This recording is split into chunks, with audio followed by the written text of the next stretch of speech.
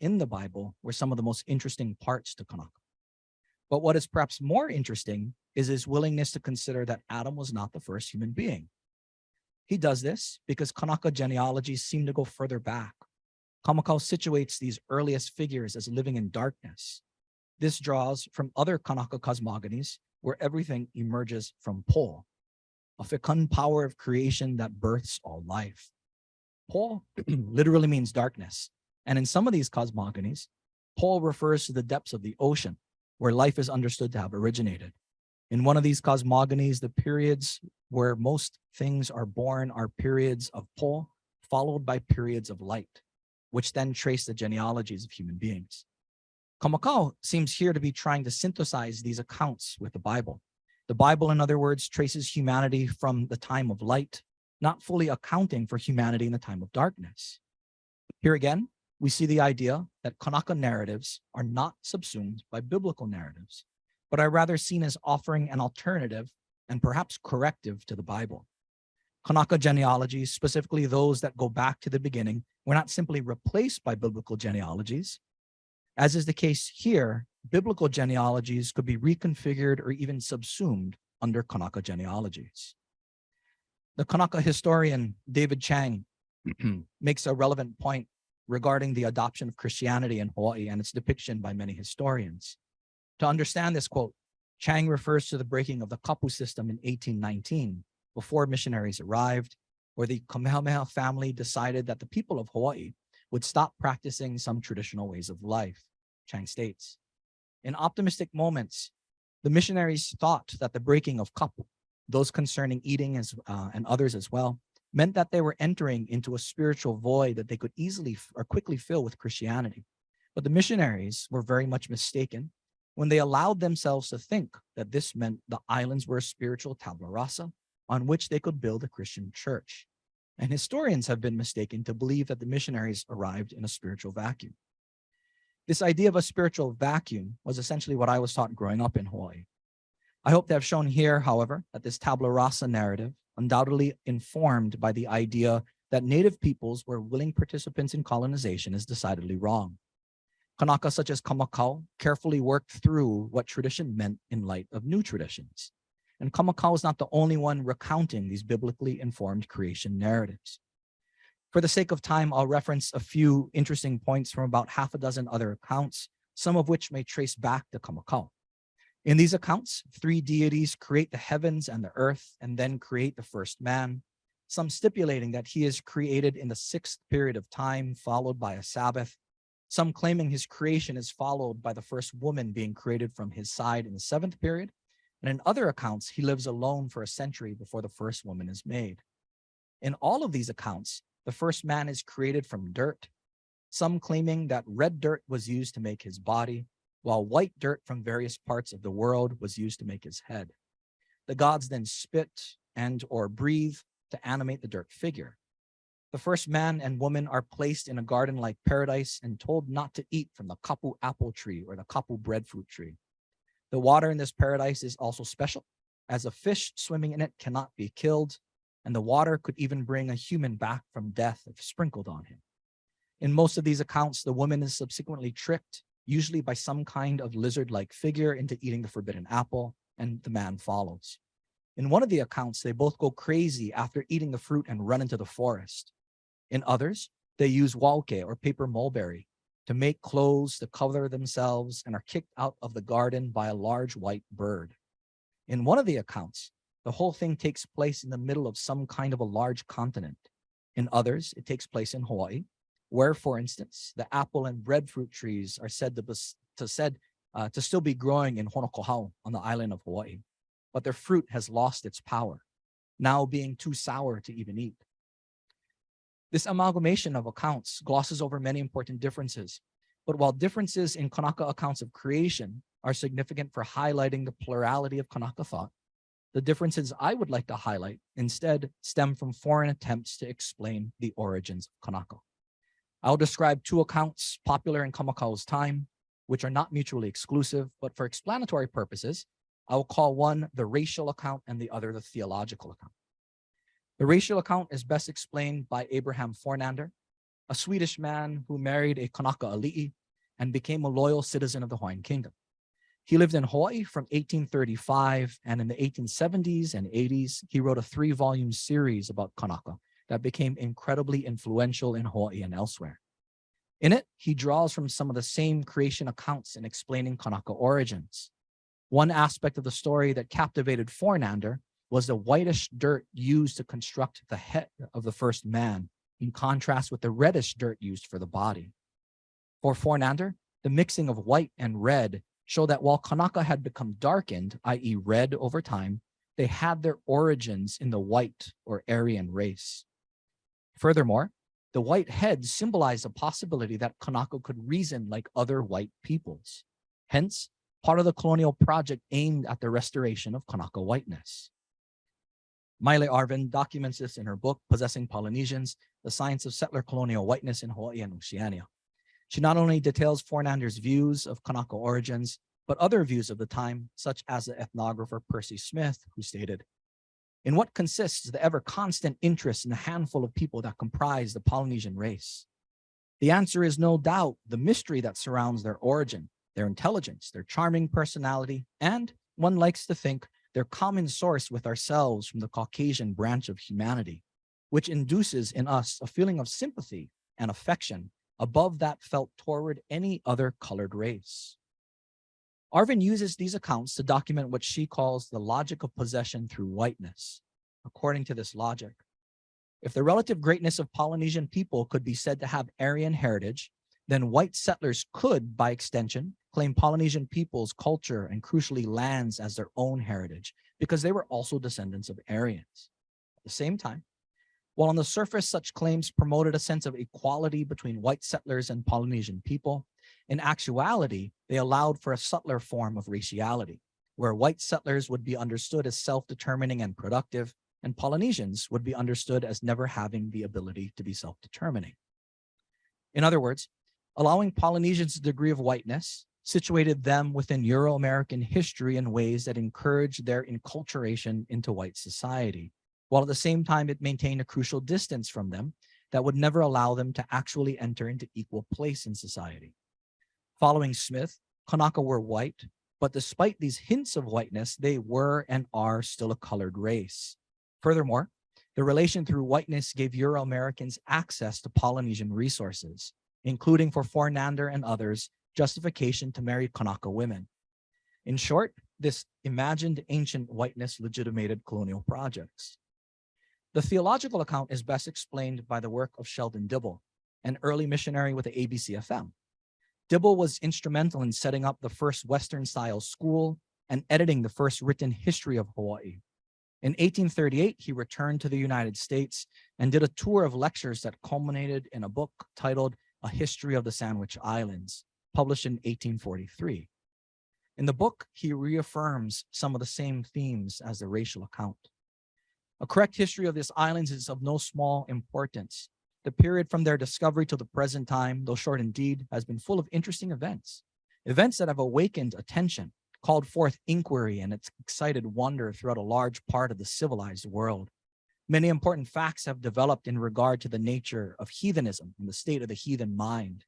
The progress of intellect has been shown from the lowest degradation and imbecility to comparative elevation and strength.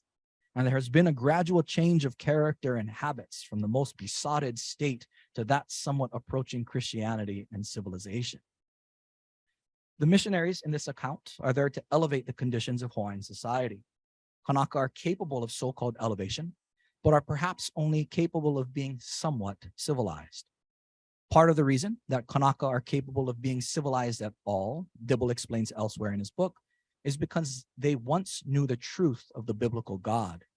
As with all humanity, they are descendants of Adam and Noah, but somehow Kanaka lost the truth. Thus, Dibble states, for many generations then, or farther back than tradition can trace, they had been sinking deeper and deeper into all that hardens the heart to deeds of cruelty, and in all that degrades and brutalizes the body and soul. Like a sinking weight, they had sunk lower and lower, and like a malignant disease, their case had become more and more inveterate. This is a cruel narrative, to say the least, but for Dibble, believe it or not, things could be worse. In Dibble's theology, Kanaka are not like other heathen peoples. According to him, Kanaka are Israelites and hence a part of God's covenant people, Dibble explains. It is frequently remarked that every barbarous nation has some traditions more or less distinct of ancient events narrated in the Holy Scriptures, and some customs and practices also that indicate the common origin of the human race. The remark is certainly true of the inhabitants of these islands, to such an extent that it is not difficult to imagine that the Hawaiians are part of the scattered tribes of the children of Israel. Dibble then spends over 2 pages listing parallels between Kanaka culture and Israelite practices, including Sabbath observance, circumcision, offering of first fruits, separation of women during menstruation, and others. He then concludes, in view of these facts, the thought would not be a very wild and visionary one that the inhabitants of Polynesia are descended from the children of Israel, and that in the present efforts to convert them to Christ, and in the marked and wonderful success, God is accomplishing the promise which he made to his servant Abraham. Dibble does not explain exactly how Israelites ended up in Hawaii, but various theories that posited the location of the lost 10 tribes of Israel after they were destroyed by the Assyrians in the 8th century BCE were popular throughout the 19th century. Latter-day Saints, of course, developed a unique narrative about Lamanites and Nephites that join this conversation. The reference to Abraham in the quote accounts for missionary success in that the biblical God promised Abraham that he would not forget his descendants. Hence, as the children of Abraham and of Israel, Hawaiians are destined to be brought back into the fold of God. The awfulness of this theological account and the racial account go without saying. Both accounts are colonial projects of restoration. They work to incorporate Kanaka into white cartographies of knowledge by situating them in worldviews where they might attain some degree of their former greatness, as long as their greatness never exceeds that of their pure white saviors. These, I contend, are the kinds of narratives that Kanaka are working against in retooling the biblical creation narrative. Importantly, these Kanaka accounts are not accounts of restoration to whiteness, nor are they necessarily accounts of restoration to truth about God, or at least they're not accounts of restoration to truth in the mental mappings designed by missionaries. Kanaka are rather drawing on these intellectual maps themselves, and they are controlling where biblical knowledge is located in these cartographies. The missionaries may have brought this knowledge over, but it turns out that they're only one small part in the history of foreign knowledge washing up on the shores of Hawaii that makes its way into Kanaka culture. Foreign technologies might be incorporated to the degree that Native peoples find them useful. It's also worth noting that these moves to articulate biblical accounts of creation in Native terminology were not done without debate among Kanaka.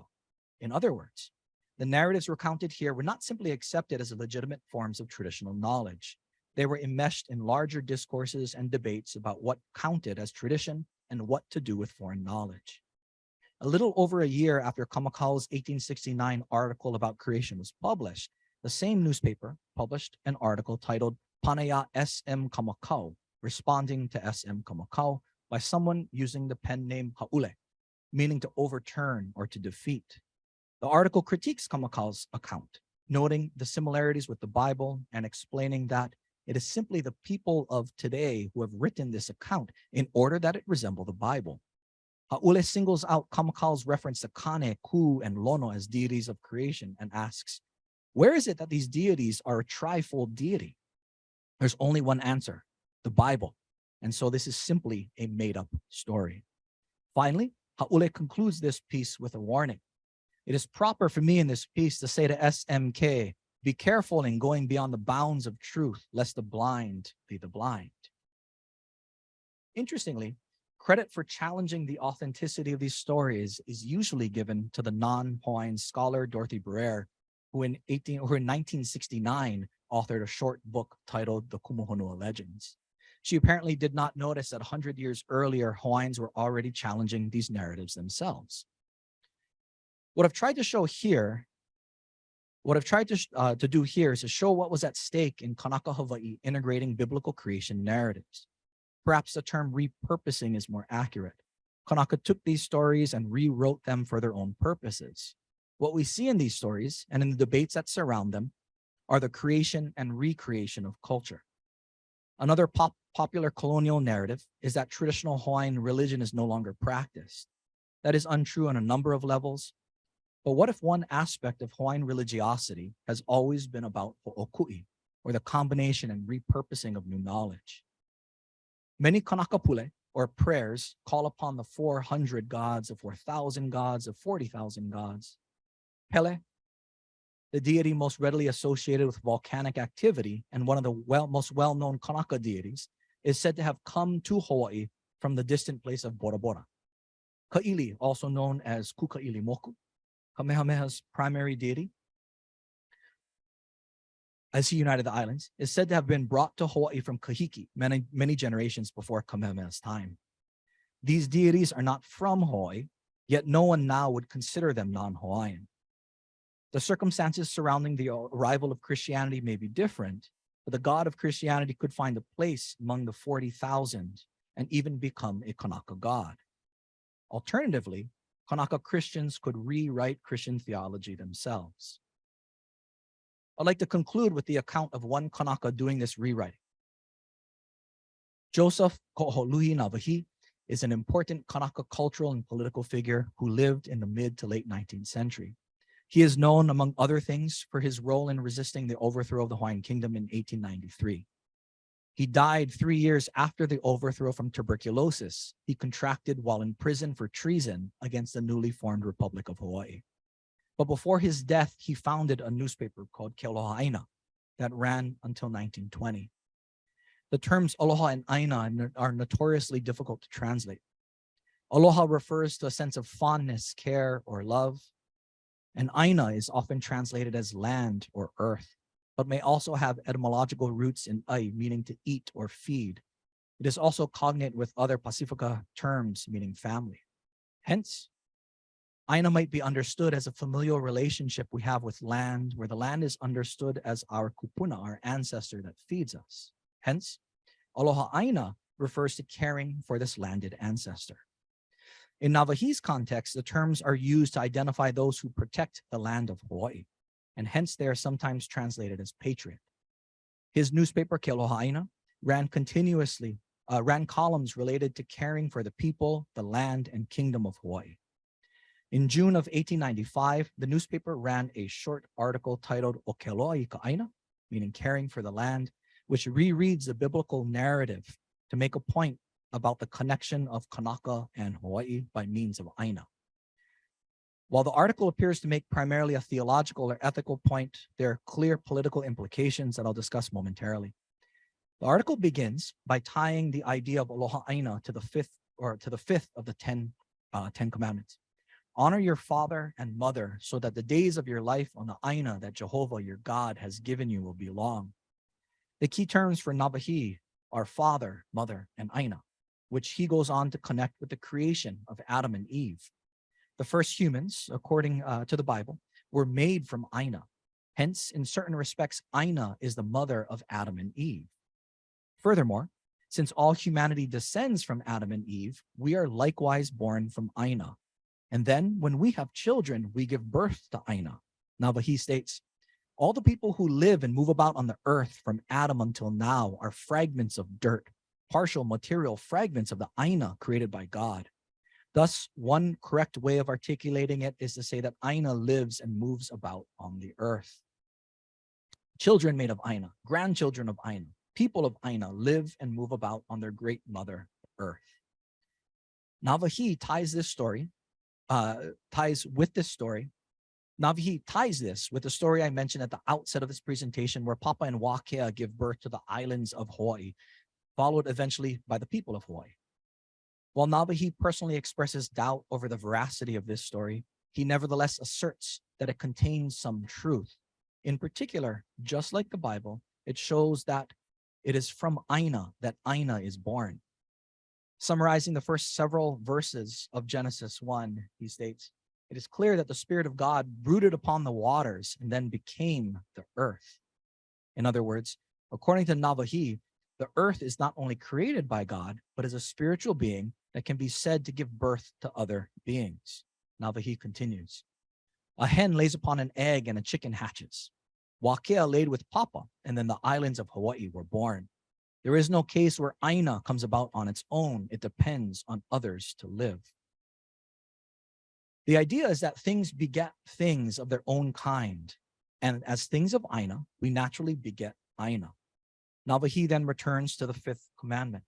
Therefore, Hawaiians, let us expand the care we have for the Aina of our birth, the islands of Hawaii, so that your lives may be long on the Aina of Hawaii, which God has given you.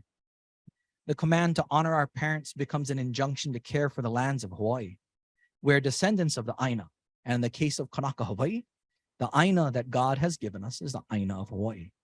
This is a landed ancestor we have cared for hundreds of generations.